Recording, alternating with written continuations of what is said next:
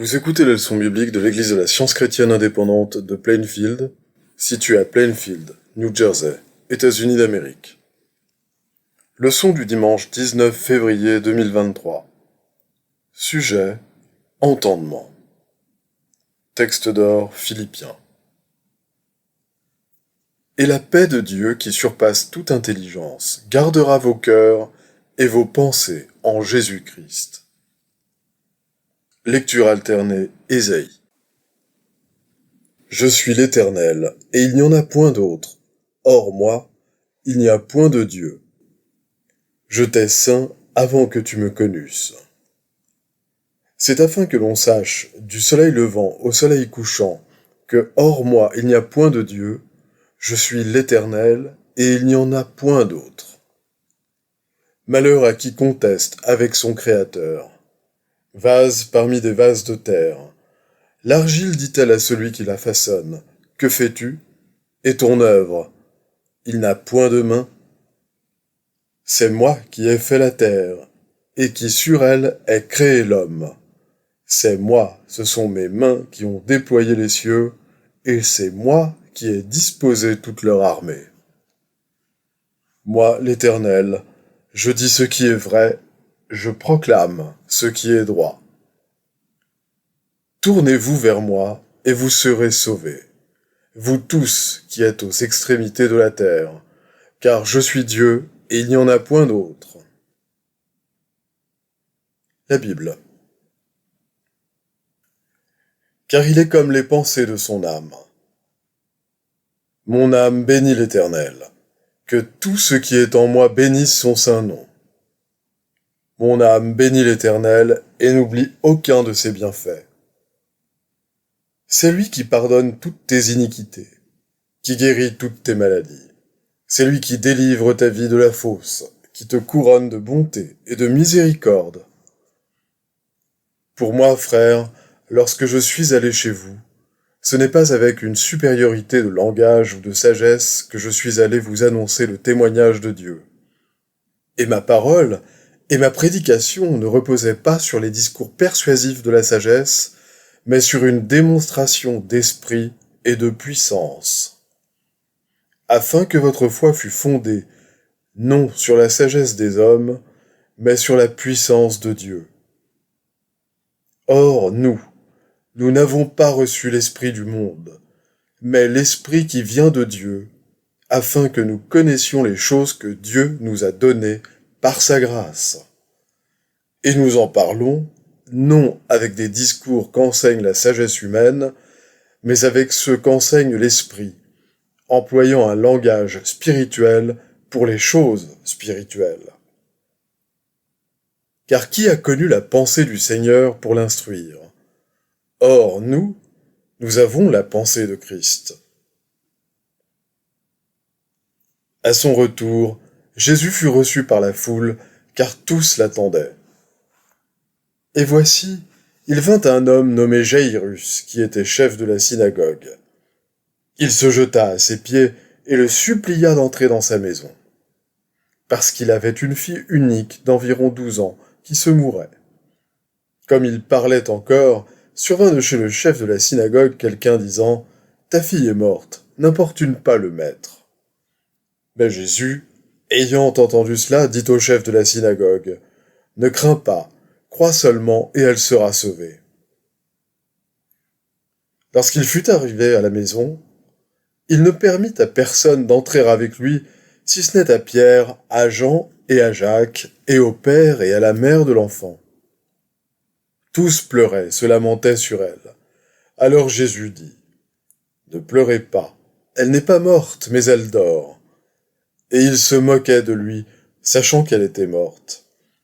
Mais il la saisit par la main et dit d'une voix forte, « Enfant, lève-toi. » Et son esprit revint en elle, et à l'instant, elle se leva. Et Jésus ordonna qu'on lui donnât à manger.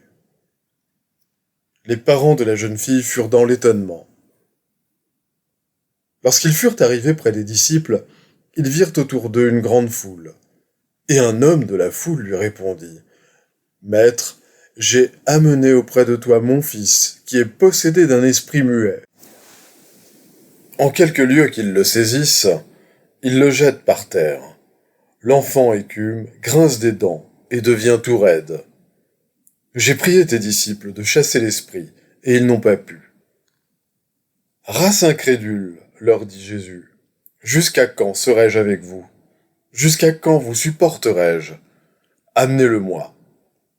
On le lui amena.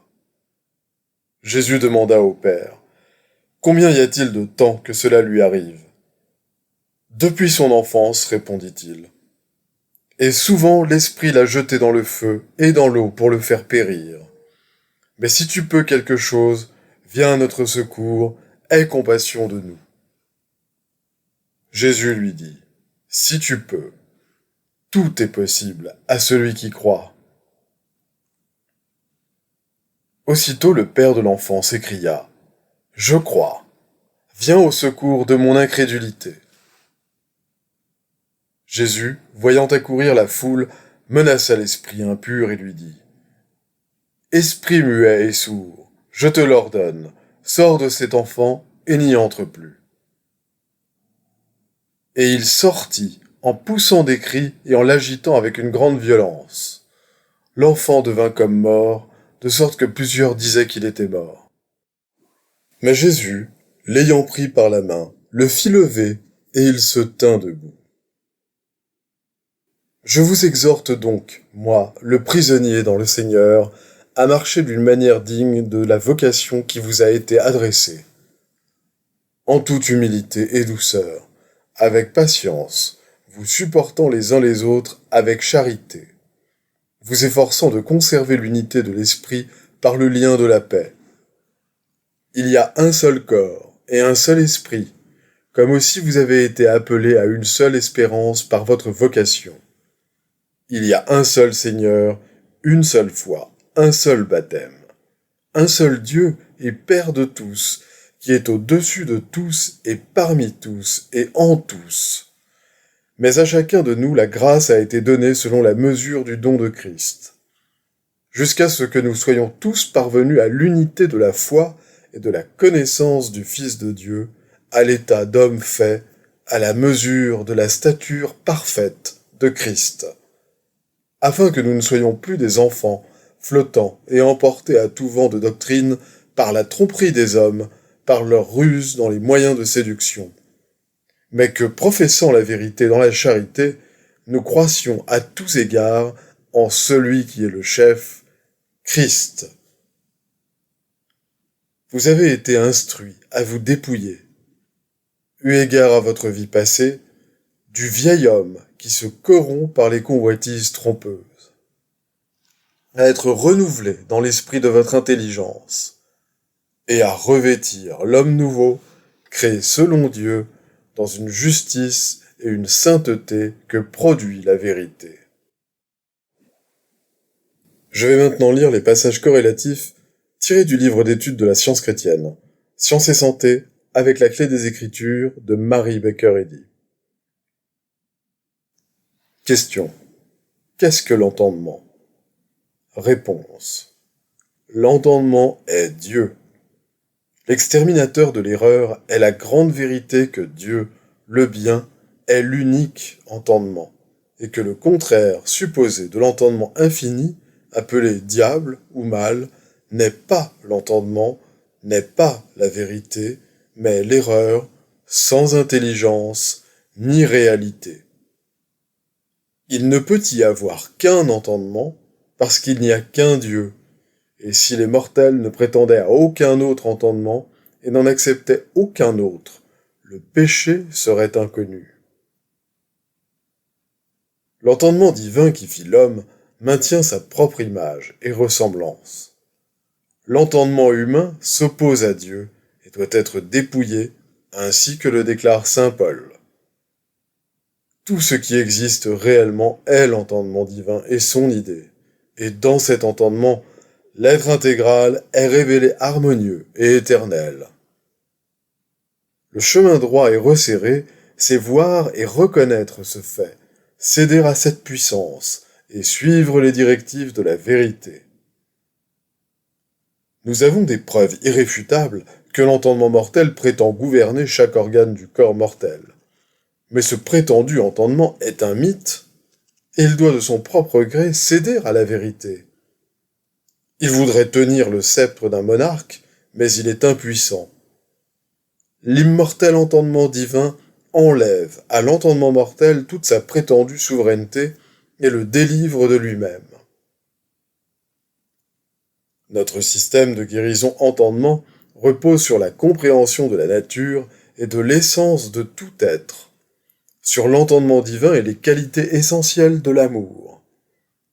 Sa pharmacie est morale, et sa médecine est intellectuelle et spirituelle, bien qu'on s'en serve pour la guérison physique.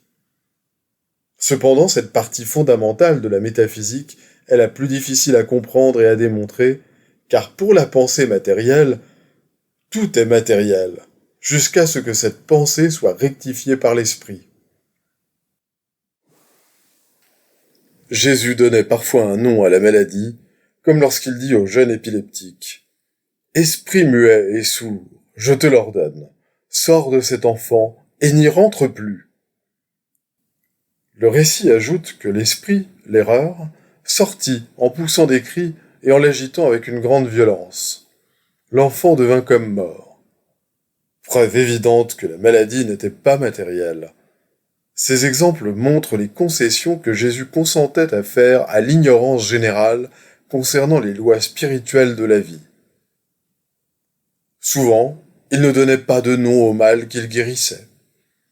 À la fille du chef de la synagogue, qu'on croyait morte, mais dont il dit « Elle n'est pas morte, mais elle dort », il ordonna simplement « Jeune fille, lève-toi, je te le dis ». À celui qui avait la main sèche, il dit « Étends ta main », et elle devint saine comme l'autre. Si la maladie est réelle, elle appartient à l'immortalité. Si elle est vraie, elle fait partie de la vérité. Tenteriez-vous avec ou sans médicament de détruire une qualité ou une condition de la vérité? Mais si la maladie et le péché sont des illusions, à notre réveil de ce songe mortel ou illusion, nous nous trouverons dans la santé, la sainteté et l'immortalité. Ce réveil est la venue éternelle du Christ. C'est le précurseur de la vérité qui chasse l'erreur et guérit les malades. C'est là le salut qui vient par Dieu, le principe divin, l'amour, ainsi que le démontra Jésus. Tel un homme pense, tel il est. Seul l'entendement ressent, agit ou entrave l'action. Si l'on ignore cela, ou si l'on recule devant la responsabilité que ce fait implique, l'effort pour guérir est dirigé du mauvais côté. Et ainsi l'empire conscient sur le corps est perdu. Rien n'est réel et éternel, rien n'est esprit, hormis Dieu et son idée. Le mal n'a pas de réalité.